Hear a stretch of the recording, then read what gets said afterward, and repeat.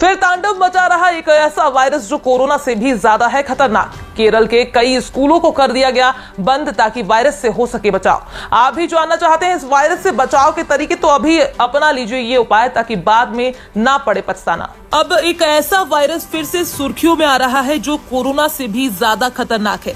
सरकार और आपकी तैयारियां पूरी हो या ना हो, लेकिन इस वायरस की तैयारी पूरी है।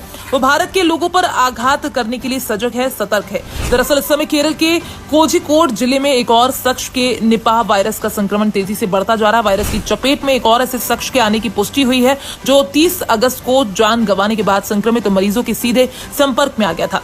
इसीलिए सरकार ने उन सभी लोगों का जांच का फैसला किया है जो संक्रमित व्यक्ति के संपर्क में आए हैं और जिनके संक्रमित होने का खतरा ज्यादा होने की संभावना है। इस निपाह वायरस से जुड़ी खबरों ने अब आम आदमी को भी परेशान करना शुरू कर दिया है, क्योंकि इनको भी डर है कि कहीं ये भी इसकी चपेट में आकर बड़ी मुसीबत में न फंस जाए। अब ऐसे में ये भी समझ लीजिए कि इस वायरस से निपटने के लिए सरकार क्या तैयारियां कर रही है। फिलहाल इस वायरस की सक्रियता को देखते हुए सरकार ने इससे निपटने के लिए तैयारियां जोरों पर कर दी हैं। ऐसा इसलिए क्योंकि अगर ये वायरस इंसान पर भारी हो गया तो इससे छुटकारा पाने में बहुत मुसीबत भरा काम होगा।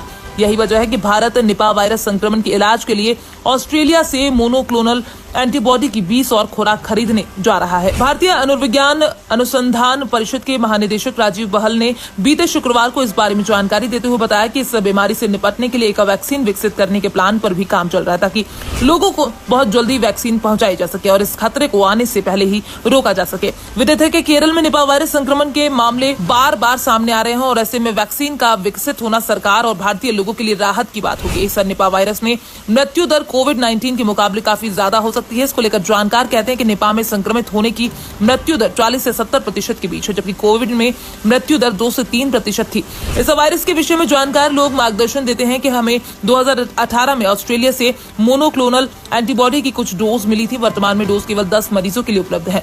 भारत के बाहर निपाह वायरस से संक्रमित 14 मरीजों को मोनोक्लोनल एंटीबॉडी दी गई है और वे सभी बच गए हैं। जानकारों का कहना है कि दवा के सुरक्षित होने को तय करने के लिए एक केवल फेज 1 का परीक्षण बाहर किया गया है और इसकी प्रभाव क्षमता का परीक्षण नहीं किया गया। इसको लेकर अनुसंधान विभाग के महानिदेशक राजीव बहल का कहना है कि मोनोक्लोनल एंटीबॉडी का डोज केवल उन्हीं मरीजों को दिया जा सकता है जिनके इलाज के लिए कोई अधिकृत संतोषजनक उपचार विधि नहीं है। उनके मुताबिक भारत में अब तक किसी को ये दवा नहीं दी गई है। बहल ने कहा कि 20 और डोज खरीदी जा रही है, लेकिन संक्रमण की शुरुआती फेज में ही दवा देने की जरूरत है। उन्होंने जोर देकर कहा है कि केरल में वायरस के प्रसार को रोकने के लिए सभी प्रयास जारी है। बहल ने कहा कि अभी तक मिले सभी मरीज इंडेक्स मरीज से संपर्क में आने से संक्रमित हुए। इसी बीच महानिदेशक राजीव ने इस वायरस के चमगादड़ कनेक्शन को लेकर कहा है कि हम नहीं जानते।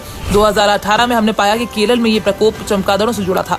हमें पता नहीं है संक्रमण चमगादड़ों से मनुष्यों में कैसे पहुंचा, इसकी कड़ी जुड़ नहीं सकी। इस बार फिर हम पता लगाने की कोशिश कर रहे हैं। बरसात के मौसम में ऐसा हमेशा होता है। निपाह संक्रमण में उच्च मृत्यु दर को देखते हुए बहल ने कहा कि एहतियात बरतना ही सबसे अच्छा विकल्प है। उन्होंने लोगों को सोशल डिस्टेंसिंग रखने, मास्क पहनने और ऐसे कच्चे खाद्य पदार्थों को न खाने की सलाह दी जो चमगादड़ के संपर्क में आए हो।